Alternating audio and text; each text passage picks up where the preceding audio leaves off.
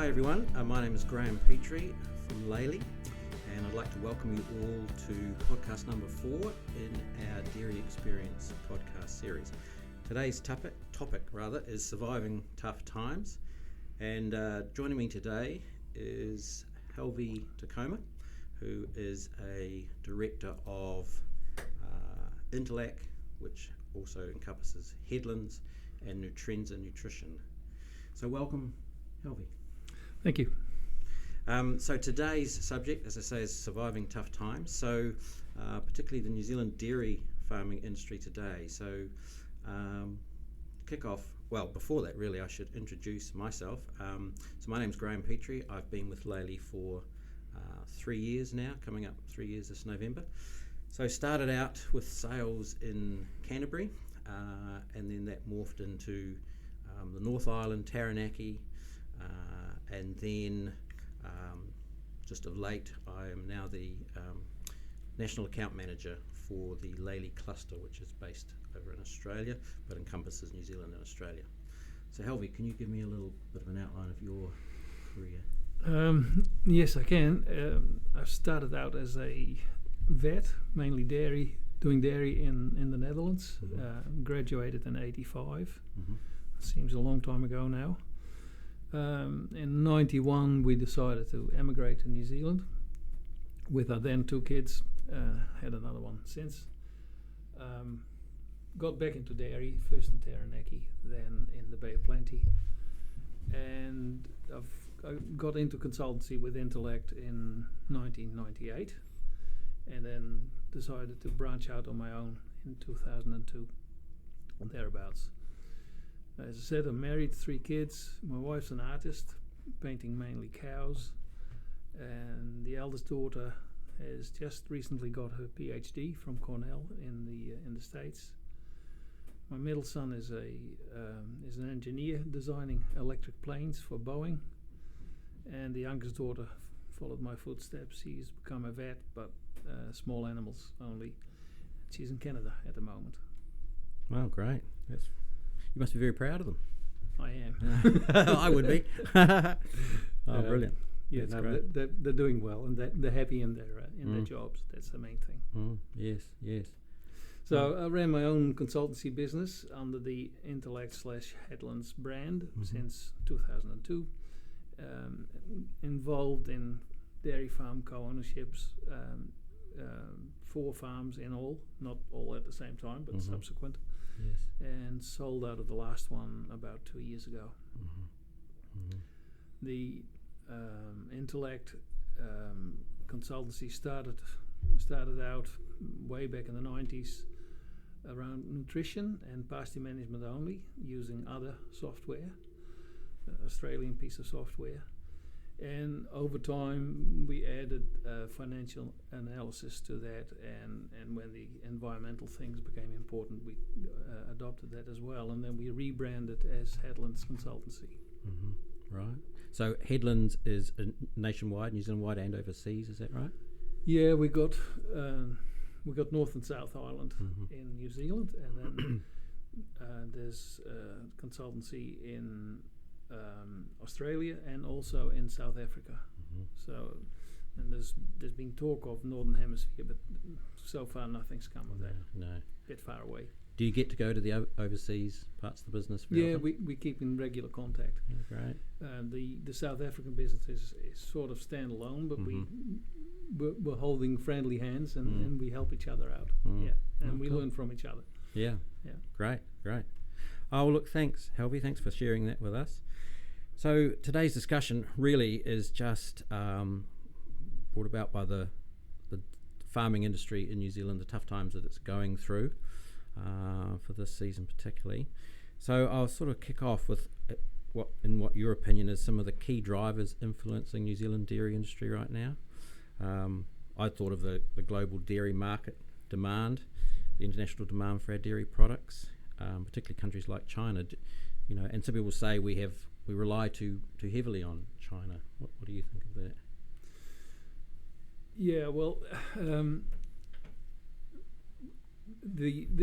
it's ever since we lost our compulsory market, if you like, in Britain, we've had to market out our product. And on the one hand, you can say we rely on China too much. On the other hand, thank God for China, because before that, we sold a lot to Venezuela, as far as I can remember, and that country is in the complete doldrums. So imagine what it would be if we didn't have China. You can turn that around.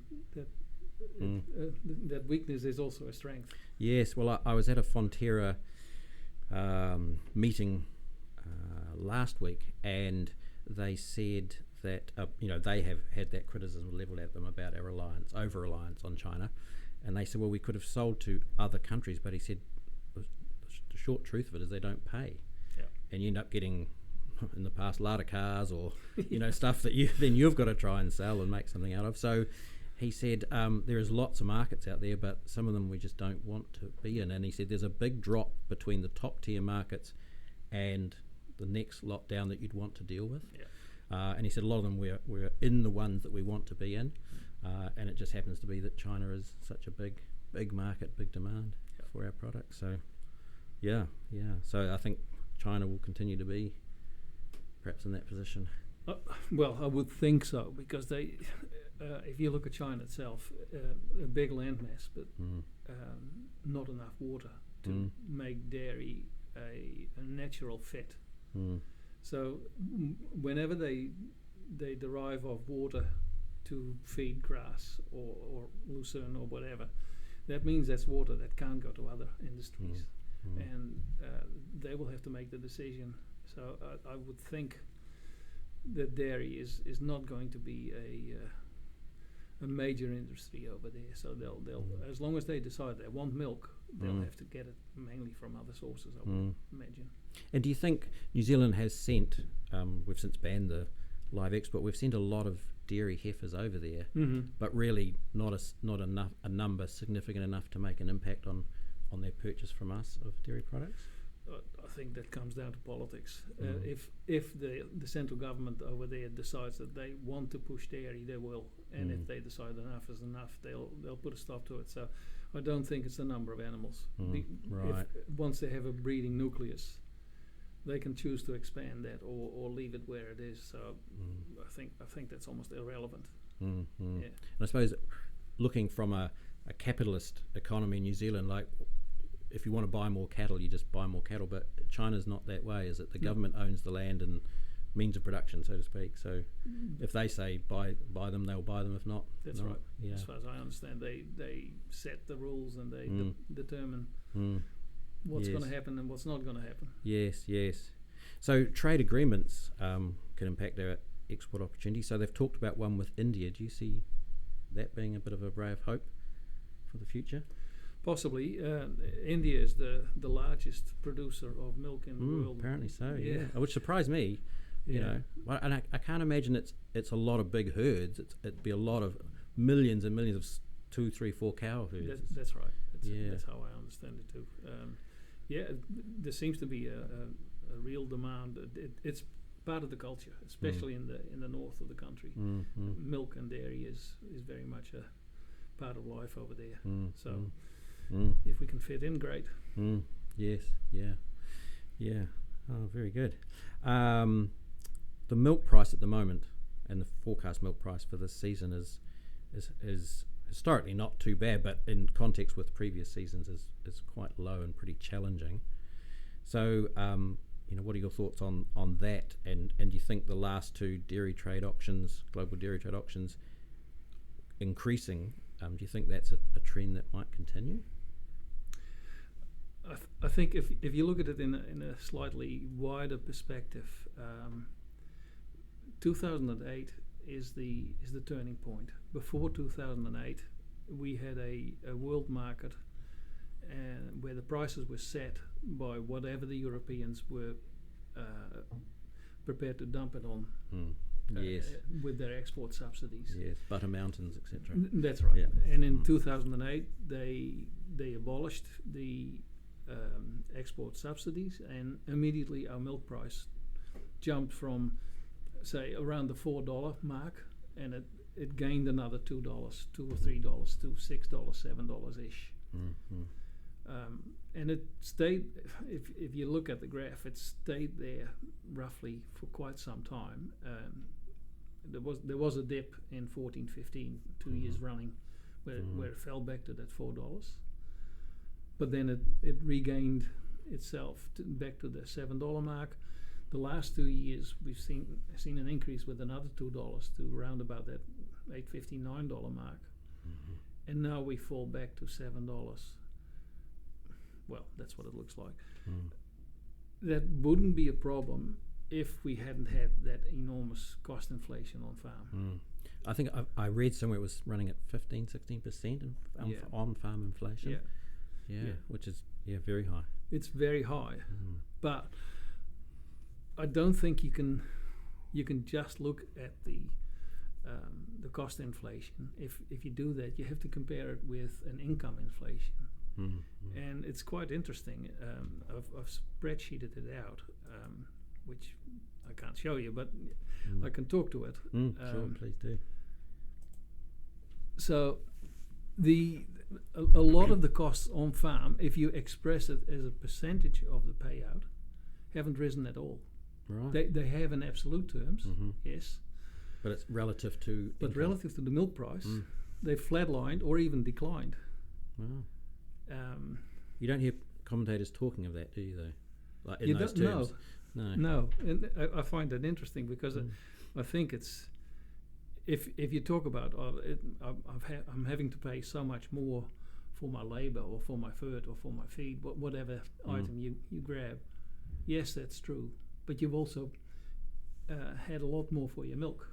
Yes. Now the problem right now is the milk price is threatening to drop away, but the costs are sticky. Yes. And now the gap is opening up. Where there was a positive gap, we're now threatening to end up with a negative gap. Yes. And so either we need to have those costs reduced back down to more of a level that fits better with the milk price, or the milk price has to come up. So something's got to give. Yes. If coming back to that cost inflation as a percentage, the absolute, if you take the average white cattle dairy farm, and over the last 5-6 years, we've lifted from $5.38 cost of production to around $6.60 last year. We don't have enough numbers yet for that wasn't last year, the year before. We don't have enough numbers for 22, 23 as yet, but we think it'll end up somewhere in the $8 range. But if you look at so they're the absolute numbers. If you look at that as a percentage, the cost of production has actually fallen. So in 18-19, the OPEX plus finance as a percentage of payout was very close to 100%. Wow. Okay. So they didn't make much money back then. No. Over the last 2 years, it's just below 80%. But I think we're going to get back to 100% or even more. And that's where the pain comes in. Yeah. Well, I've got it noted further on, but I'll bring it up now. The milk price currently forecasts between $6 and $7.50 with a midpoint of $6.75. Yeah. Dairy NZ forecasts a break-even point of $7.51. Yeah. So that's all of that. Yeah. Correct. Yeah. So it would be and that's average. So there'll be some that don't have or have more equity and don't have the big debt loading, but on average. Yeah, so that's not gonna be great, is it? So you mentioned the debt loading. That's something else. The interest rate has, of course, doubled or more over the last 3-4 years.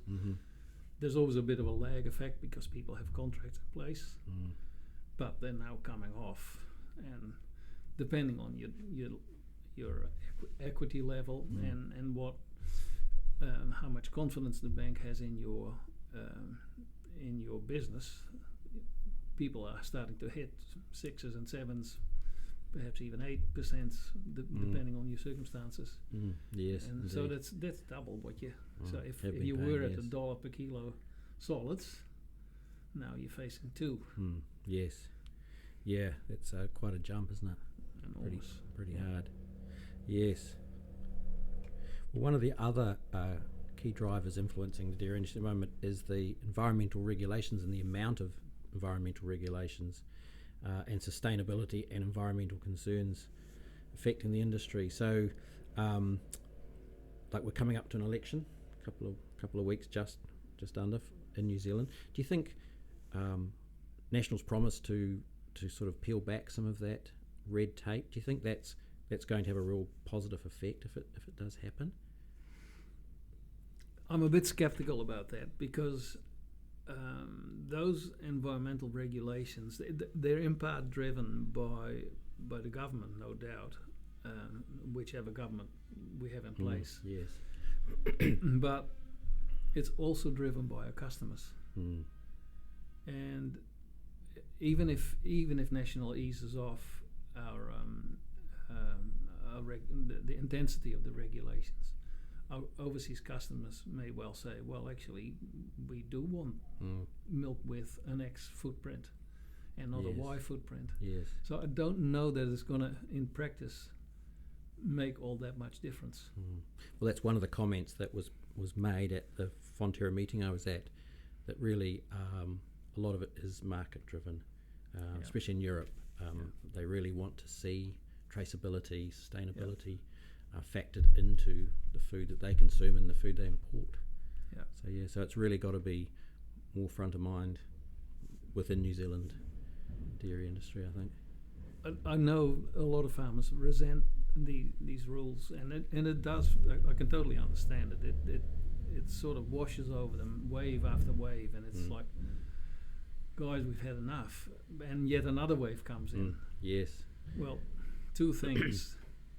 European farmers have been working with this for at least another 15 years more than we have, and if not 20. And it's a fact of life for them, and it is a fact of life for us. Secondly, some farmers tend to think of themselves as kings in their own little kingdom. I can do what I like on my land. Yes. What they may forget is that they are a service industry. Yes. They are providing, they're growing, making food for the human population. The customer is not Fonterra. The customer is somebody in the city who drinks a glass of milk or puts butter on his bread. Yes.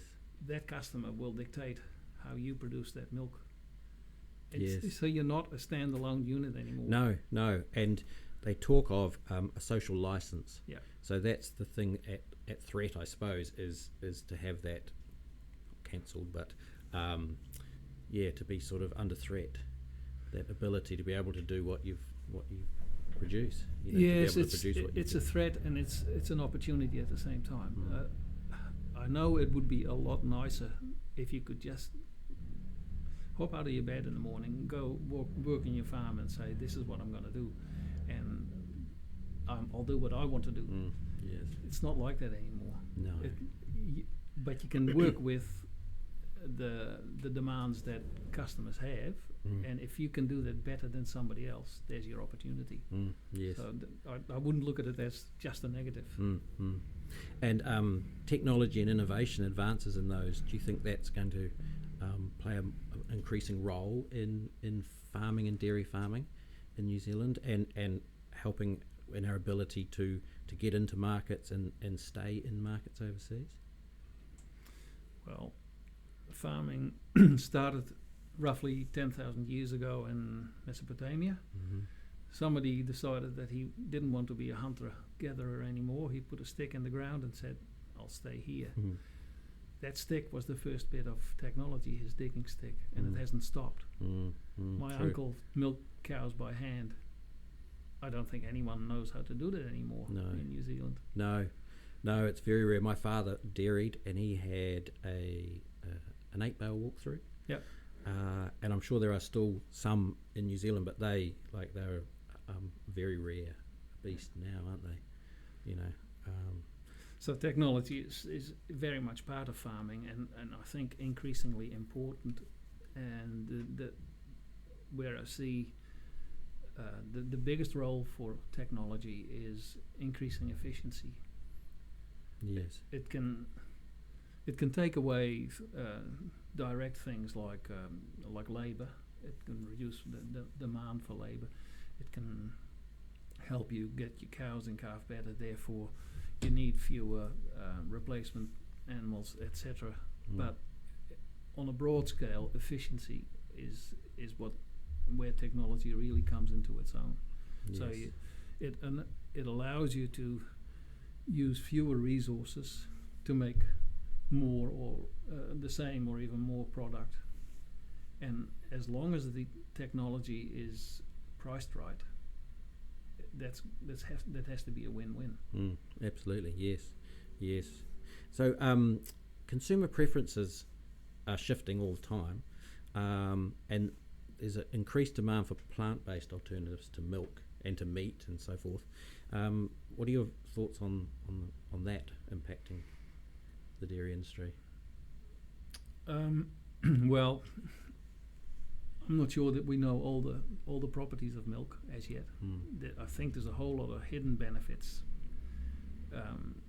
My daughter actually, in her PhD, or part of her pre-PhD work, she looked at the proteins that she could find in milk, and I think there was over 300.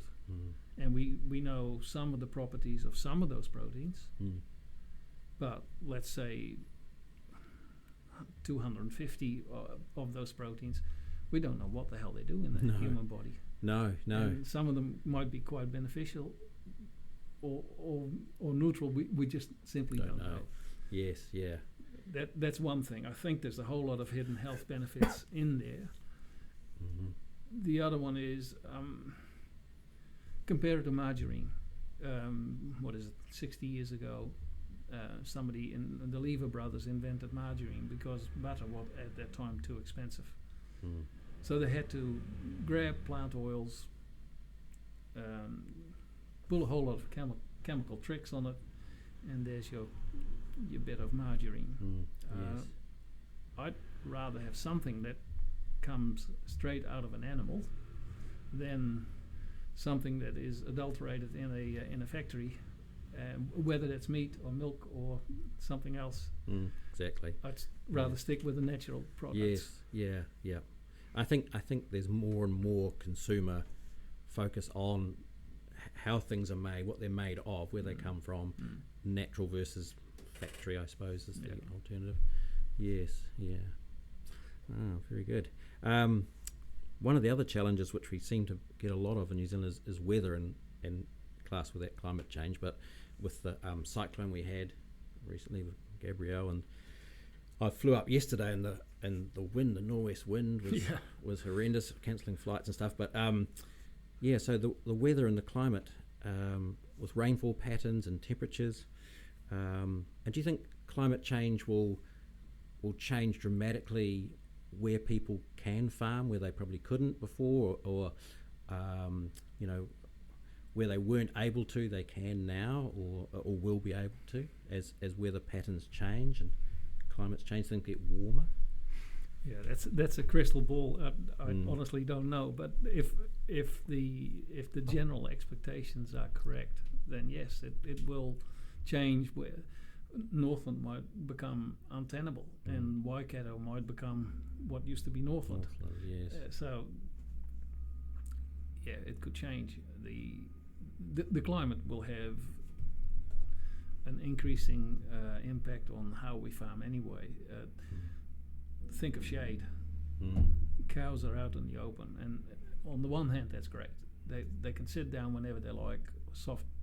The soft bed is right there. Cow comfort is great. Cow comfort is not so great if it's a howling southwesterly with snow on the ground, etc. So yes,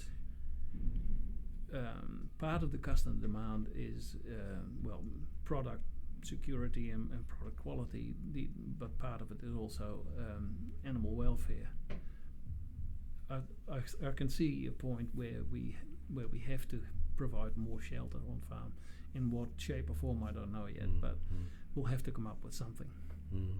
Yes, well, like you've got a black top on, I've got black on, and the heat certainly amplifies the temperature. And you can think of darker skinned animals, Frisians particularly, out in paddocks with no shelter, and you think it would be pretty hot. And cows, a lot of people talk about cold conditions with cows, but the heat as well has a limiting effect on production, which Definitely. Some people aren't fully aware of, but there's a sweet spot, and it's certainly not when it gets near 30. Oh, no. Well, there's that thing, the temperature humidity index, and it's surprising. Cows can be heat stressed at only 18 or 20 degrees if the humidity is high enough. Yes. So, shade and cool air is one point. The other point is wintering as we do it now on a lot of cows concentrated on a small area on winter crops. I'm talking specifically Canterbury and Southland. That has quite a negative impact on environmental parameters. That's another reason why I can see that we'll have to change some of those systems. To what exactly, who knows, but I can see some form of housing becoming more important into the future. Some off-paddock solutions, feed pads and that sort of thing. Yep. Yes, yeah. In your time with your consultancy business particularly, have you seen a sort of general improvement in the wintering, dairy cattle wintering systems that New Zealand farmers have compared to, say, 20, 30 years ago? I'd say yes. It's I've shifted around a bit myself, so it's a bit hard to compare the systems in Taranaki with the systems in the Bay of Plenty with those in Canterbury. Quite regional type differences, In the Bay of Plenty and Taranaki, a lot of the cows stayed home with some silage and maybe some crop. Yes. Canterbury is standard thereof because you just don't grow anything in the winter. Yes, that's true. Yes. So depends where you look, but introduction of fodder beet has definitely increased energy intake in the animals. It's also introduced some challenges with metabolics. But if you play your game right with fiber intake and with mineral intake, I think you can offset most of the negative effects of fodder beet. With fodder beet, it's getting that transitioning on right, isn't it? Yeah. Okay. And make sure that phosphorus intake is sufficient over the winter. If you don't do that, you're going to be faced with metabolic challenges, milk fever, and I haven't found a way yet to restore them to having no milk fever if there wasn't enough phosphorus in the diet through the winter. Then you have to accept that you're going to have lots and lots of milk fever.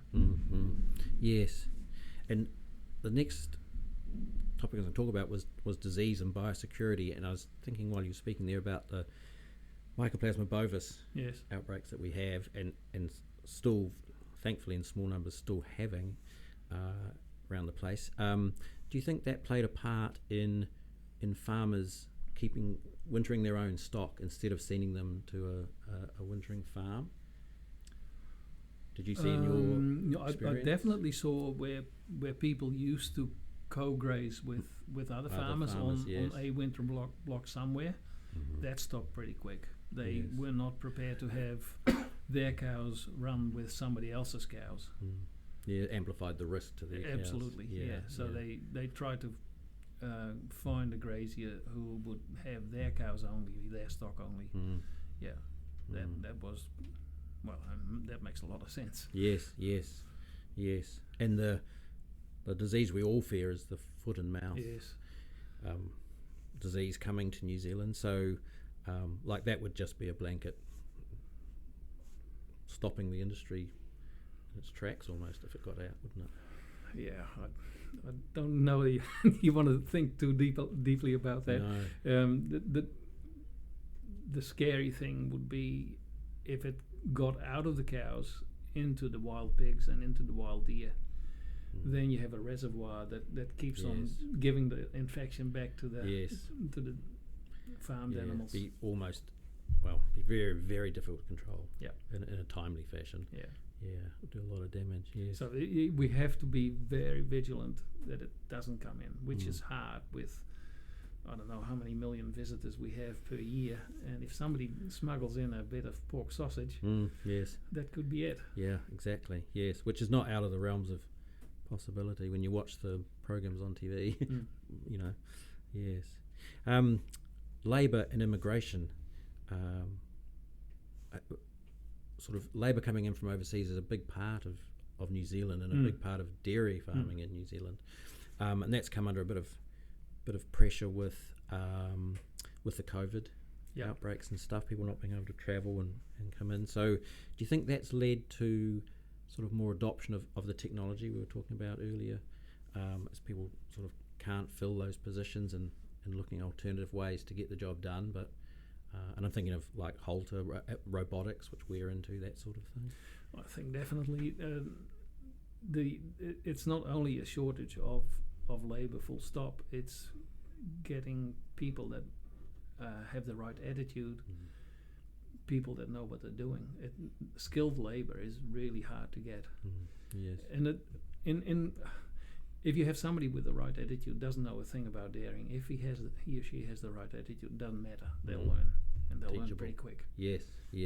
But getting those people, that is the issue. So yes, definitely the collars and the ear tags that record heats and record animal health events, they have seen a really steep rise in adoption, and part of the reason is just labour shortage. Yes. And do you think the rise in technology, coupled with the shortage of, as you said, skilled labour, has sort of had an effect on farmers that have decided, well, I'm not going to sort of be one step removed. I'm going to be back in the business, working daily in it and making those decisions. We talked about heat, so detecting a cow that's in heat. Relying on technology instead of a farmer or someone standing at the gate and looking for bulling cows and so forth. So do you think the farmer has sort of come back into the business a little bit more with those sort of challenges? I can think of a couple of examples where farmers were more hands-off and they had managers to do the job. Yes. And through various reasons, either they can't find a manager or he or she wasn't quite up to the job. Yes, they've come back into the shed themselves. Yes. Yes. But that doesn't stop them from wanting a collar to detect cows on heat, because it's just a lot easier and a lot more efficient.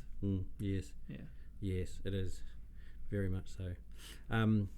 Currency exchange rates, like the farmer, the person doing the work has no effect on the currency exchange rate, and yet they affect our competitiveness with our exports. So exchange rate fluctuations have a real impact on our products abroad. So is there much that the governments can do as far as that, in your opinion? Well, being a small currency, I don't know that we can manipulate that too much. And in our case, because dairying is such a big part of New Zealand economy, the currency and dairy prices tend to hold hands over time. So I know a couple of years back the government tried to what was it? They pumped a whole lot of money into the New Zealand dollar, trying to influence it. But there's only so much they can do. If you're a US dollar, where half the world or more trades in US dollars, you have a lot more sway. I don't think we can compete against the US dollars. It's like David fighting Goliath, and David's got his hands tied behind his back. Yes, just scale, isn't it? Yeah. The size of the market and the economies of those countries overseas, yeah. And the whole world seems to run on American dollars. Yes. Not euros or Chinese Not yuan, yet. or whatever they are. Yes, yeah, not yet. Yeah. So that's likely to continue for the foreseeable future. That reliance on the US dollar for exchange rates and stuff. Yeah, well, I don't know. If the US dollar, if the euro, for instance, takes over, or at least starts eating at the importance of the US dollar, it'll be interesting to see what happens. I don't know that the US dollar is going to be the dominant currency for forever and a day. No. You'd imagine that it sort of can't be. Exactly. Yeah, there's a lot of other things out there. Yeah. Right.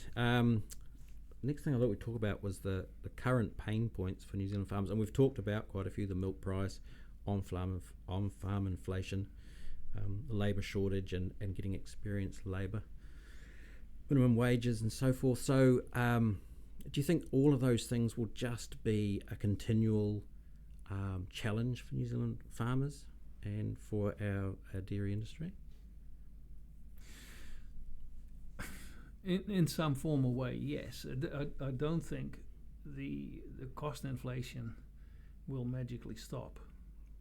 But don't forget, as costs inflate, milk price will inflate with it. And therefore, I think it's probably more useful in some ways of analysing stuff to look at cost as a percentage of your payout, because that tends to paint a truer picture of the viability of a business, whether it's dairy or something else. So it's probably better in these times to talk of a cost of production more than a return on investment in this time that we're in right now, perhaps. Cost of production relative to what you get for your product. Yeah, because I think no point trying to sell something to a farmer for a really high price when their income is way down. You've got to try and keep it in tandem and match it a bit, and everyone has to sort of trim their budget to fit the circumstances. So people selling to the farmers need to be aware of that as well. Oh, absolutely. The farmer is going to decide if grain is $600 and the milk price is $6. You're going to have a hard time as a grain farmer to sell a lot of grain to a dairy farmer. Yes. That ratio is just not where it should be. No, it's untenable, really. Exactly. And so if the dairy farmer can't make money out of that grain, or if his cash flow is shot, he's not going to go to John Deere and buy the next tractor. No, he'll get his current tractor serviced. He'll cut his cloth. Yeah, exactly. Yep. Yeah, so the current level of these pain points on the farmer has probably had quite collectively quite an impact. Yes. On how they farm and how they budget and what expenses they're looking at and what expenses they're going to trim for the moment. Yeah, that's true. The danger of that is that you overshoot. Specifically feed. If you run a system, I don't care what it is, a medium or a high input system, and all of a sudden the milk price floors out.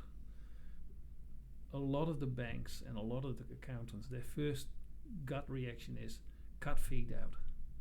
Well, hang on a minute. If you do that, your production level will inevitably drop away. Yes. So you have to budget really carefully. Is the saving that I make in less feed, is that going to be offset, or is that going to be overblown by the reduction in my income? So you've got to be really careful on that side. The other thing is, if you run the same number of cows with a lot less feed all of a sudden, we're capped with nitrogen, so we can't create more feed that way. The inevitable outcome is you're going to end up with skinnier cows. You might also end up with less grass on your farm. So if you just cut your feed today, and it means that your farm is going to be at a much poorer state for tomorrow, and tomorrow is the next season, and next season might have a better milk payout, Mm. you've shot yourself in the foot. So you got a budget for this year, but really you've got a budget for next year as well. Yes. And knee-jerk reactions are probably not the right answer. I know feed is somewhere between 35 and 40% of the payout of a payout goes to feed. Mm-hmm. So it's a tempting target, isn't it? Yes. Let's cut the biggest one out. Yep. Save some money. Save some money. Quick hit. Yeah. And you will, but you'll also cut into your production. I remember thinking back to like the 80s when, particularly with the sheep industry, things were out of balance with income and expenses were high. And an easy target was fertilizer. They all put fertilizer on, and a lot of farmers said, right, the accountants were advising them, the consultants, you cut the fertilizer out. And in the first year, the drop was in grass grown was not that bad. People thought, oh yeah, we're getting away with it, but it drops away pretty quick after that sort of first, second season. So you're right. What you're doing this year, and with the time frames in farming, a cow mated today is not going to calve till next year, and then she's a couple of years before she's in the herd. So you've got to be looking at that 5-year plus sort of plan with what you're doing and how you're cutting your cloth today.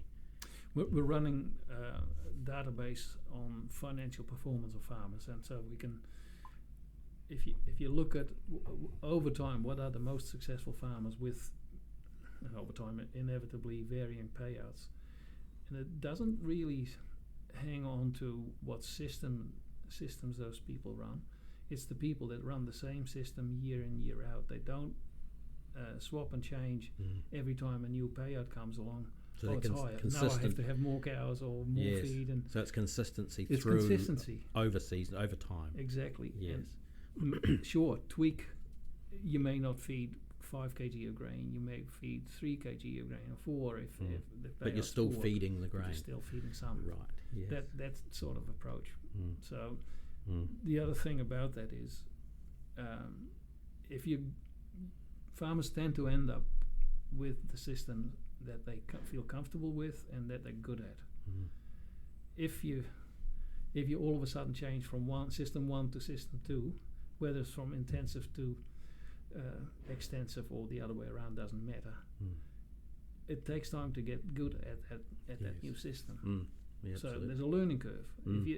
If you take 2 or 3 years to get into the swing of the new system, by that time the market may have changed. The market may have changed. Yeah, and you should be back where you were. Yeah. Yeah. So you're constantly chasing your own tail. So do you think farmers and the industry, to some extent, what do you think they'll do differently because of these pain points? And I'm thinking of looking for efficiencies within their system. So saving money where they can, doing things more themselves. And is that sort of advice that consultants are giving to their farmers to look at their budgets, to do a budget and to look at it and see where within reason they can save some money, and a little bit here and there can collectively add up to considerable amount. Well, I think you hit the key point. Do the budget, start there. That forces you to focus. Is there anything in here that I can reasonably cut out or reduce without affecting the income side too much? It's always yin and yang. Yes. You do something here, it'll have it'll have an effect over there. So you can't just. I hear some farmers say, "Oh, I'll cut out so much feed, and I can make some savings over there, and I'll still do the same production." Well, if you can do that, why didn't you do that before? Yes, wishful thinking a little bit. It is. Yeah. It's. I think they're talking some hope into themselves and saying, "Oh, well, it'll be fine if I do this." Reality is, you got to be real. Reality is, if you cut here, you have to budget in some less milk there, and that might be the right answer. I'm not saying it's not, but you have to work it out and say, if I cut an X amount of feed out here, what is the realistic expectation of the production? Does the bottom line improve, or does it even get worse? And make your decision on that.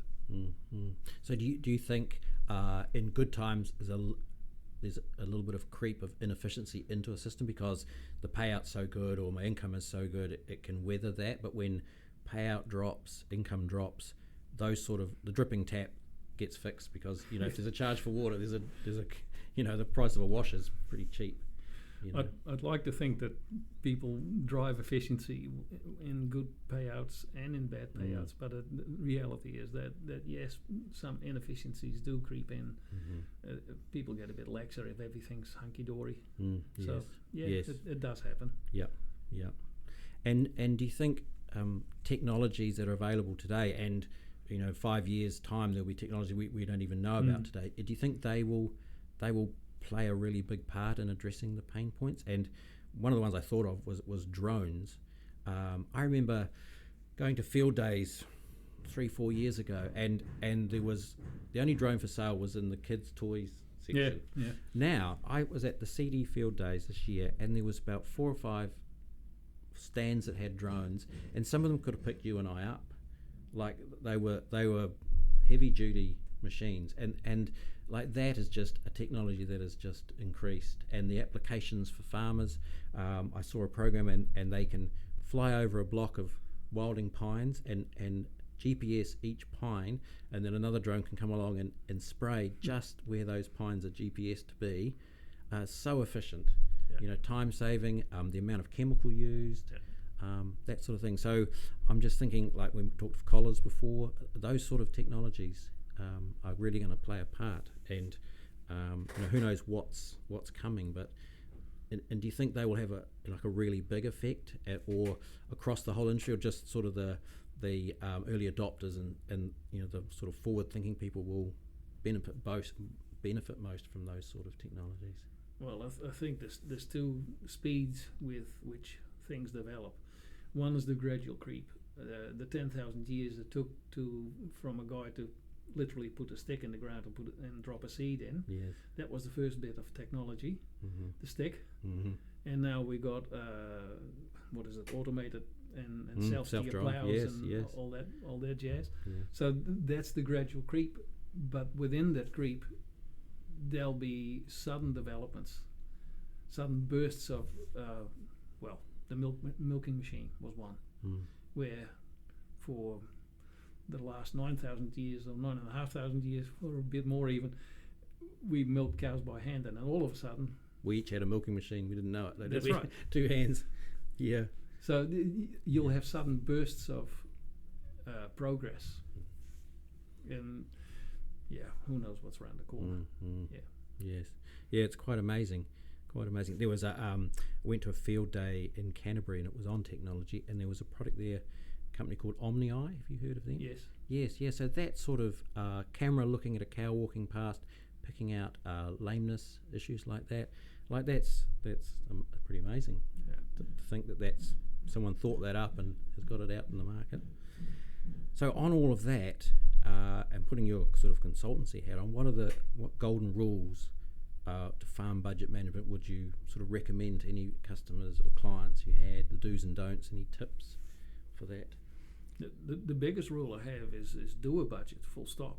Do you find many people, you turn up and they haven't really done one, like haven't been really as keen on that as they should have been, because times have been good? And there's quite a few farmers that still run without a budget, or they have a budget that they got from somewhere, and well, if it's up there, and they made it, or somebody made it, and they throw it in a drawer, and that's it. Yes.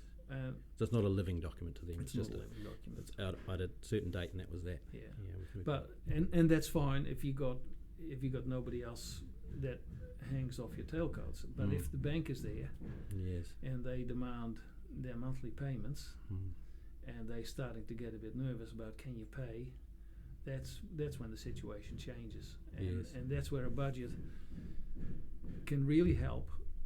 And I think it's if you're in distress, if you know your cash flow is going to be shot this year, don't just sit back. Do your budget. Get your accountant involved. Get your consultant involved. Make sure it's a realistic budget. Stress test it. Put some different payouts over the top. What if we get 50 cents less than what we expect? What if we get 50 cents more? What does it look like? And with that, you go to the bank for God's sake, take your accountant and your consultant with you. It's amazing the difference in tone when the bank manager's under stress as well. He gets it in the neck from his superiors. Boss, yes. If he talks to a farmer on his own, the tone gets a lot more aggressive, and it can be quite unpleasant. If there's two other professionals in the room, everything tones down, everything gets back to the facts, yes, and it becomes easier to handle. I'm not saying that the numbers will change, but the attitude will change. It's like the IRD always advised, like, talk to us early if you think things aren't going to pan out as previously with provisional tax payments and so forth. Like, talk to us early. We appreciate that, and we can figure out a plan from That's there. right. More sort of collaborative than just you turning up saying, "Oh, I don't have the money." Sorry, they'd take a dim view of that, which they've budgeted on getting that. So that's right. Yeah. Yes. So, is there any areas that dairy farmers sort of failed to budget for didn't cross their mind, or something like that? Is that a thing? Failing to budget for.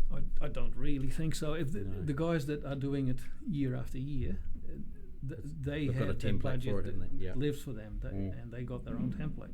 If you haven't done it before, there's plenty of good templates that you can use. Yes. So I don't think it's a real thing. People simply forgetting to put something in.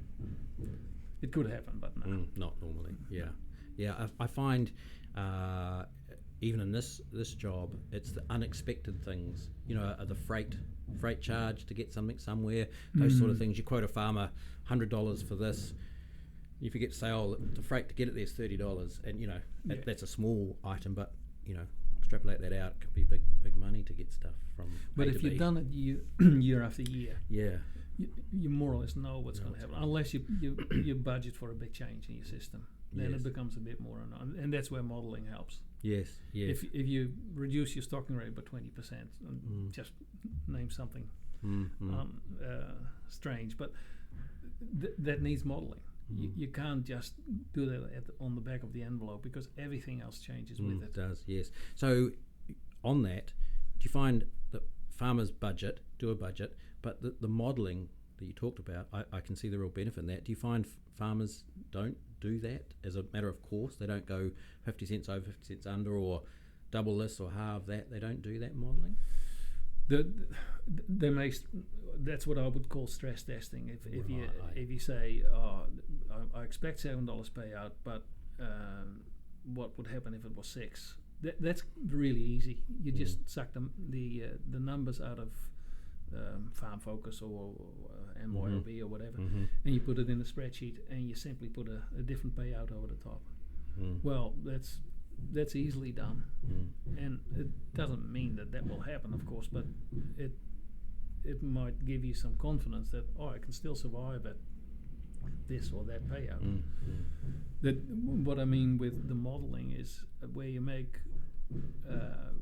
big changes to your or propose to make big changes to your system.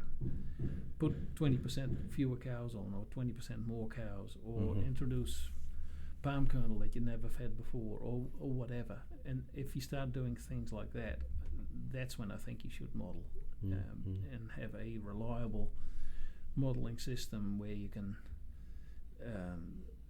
that can handle the impact of fewer cows, more nitrogen, less nitrogen. Well, nitrogen is more or less fixed now, but more or less feed, more cows, that sort of stuff. Changing of calving date, all that jazz. There's so many variables that determine the final outcome. You cannot really do that on the back of an envelope. No, you need to model. Yeah. So, given all of those challenges and pain points, is it possible, or how could it be possible, to make investments on your farm, capital investments, during these sort of times of hardship? I'm thinking of like robotics, for example, but a feed pad, a barn, upgrade an effluent system or an irrigation system, because it's really needed, it's driven. How can a farmer get that across the line with their finance company and so forth?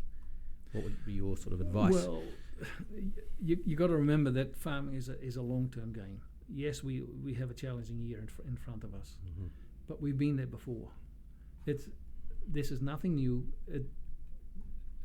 Payout always goes in waves, and times are tough, but it will ease again. I don't know when, but we're not going to face a negative gap in forever and a day. If that was the case, nobody would be farming. No, so it'll rebound. It'll rebound. Yeah. So have some confidence in that. You farm through your tough year, and you have a view of the next 5 years. And so you make a business plan for the next 5 or 10 years. And if robots are a part of that, or some other feed pad or a barn or whatever, some major capital outlay is part of that plan, well, you put it in your 5-year plan. So does it make sense on a long-term basis? And if it does, you do it. So what we find, and I've found this in other jobs I've been in the rural industry, if you cannot actually afford to buy the product, the improvement you need on your farm, like robotics or like a feed pad, when in those times when you can't get it across the line, that's the time to network, to make inquiries, talk to a builder, talk to Laley, talk to whoever, and find out what would work, what would be the system for you. Get an indicative price. Talk to the tradespeople that you're going to be using.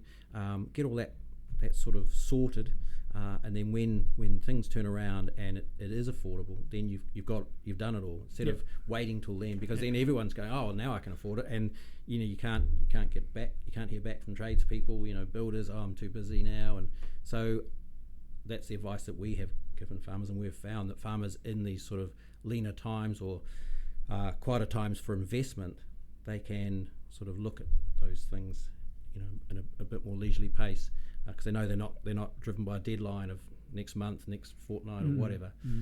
They've got time to put into doing it properly and get everything ready for when it's time to push the button. No, that makes sense, and it's the same long-term view, isn't it? It is.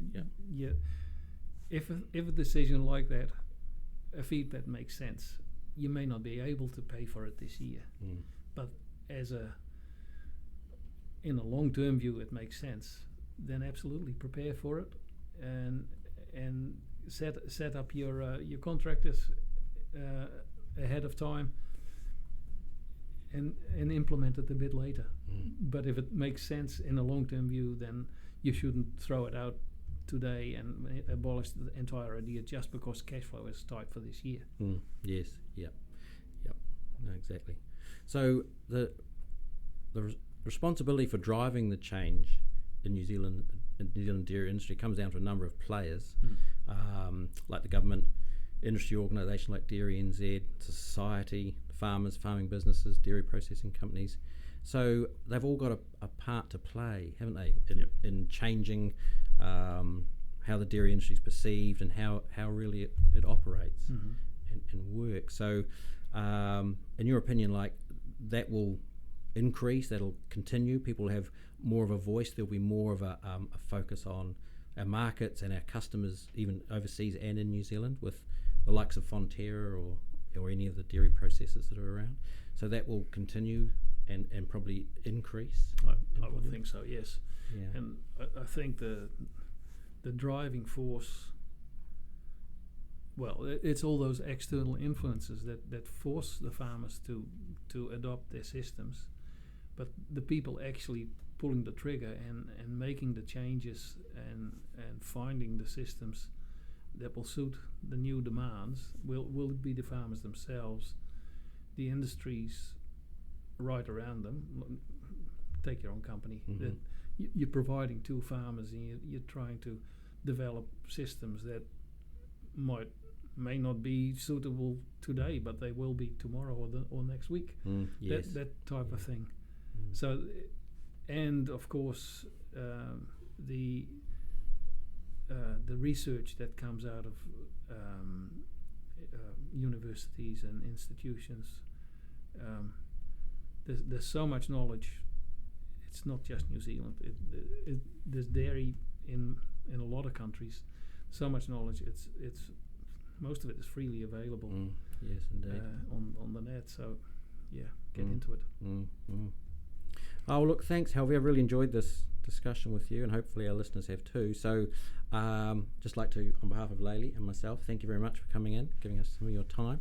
So, I think as we've discussed, there's lots of challenges, lots of pain points facing the New Zealand dairy industry at the moment, but as we've discussed, it's a cyclical thing, and the payout might be down at the moment, but it will increase. Costs will do their thing, and our markets will do their thing, but there's still long-term a lot of confidence in dairy and what it can do and what it can bring into New Zealand and for the people involved in the industry. And I'd just like to, just on behalf of Laylee, just say that if anyone is looking at doing anything in the automation, robotic milking, just certainly to reach out to Laylee, and we're certainly available and happy to come and chat to you. So any sort of closing comments from you? Yeah, I think people should have confidence in dairy. It's a fantastic product. It is still the backbone of New Zealand agriculture, and I can't see that changing in a hurry. Yes, there are pressures on all sides, but we still end up with a fantastic product and there is a willing market for that product. So don't despair. Absolutely. Well, thanks, Helwi. Appreciate it. Thank you.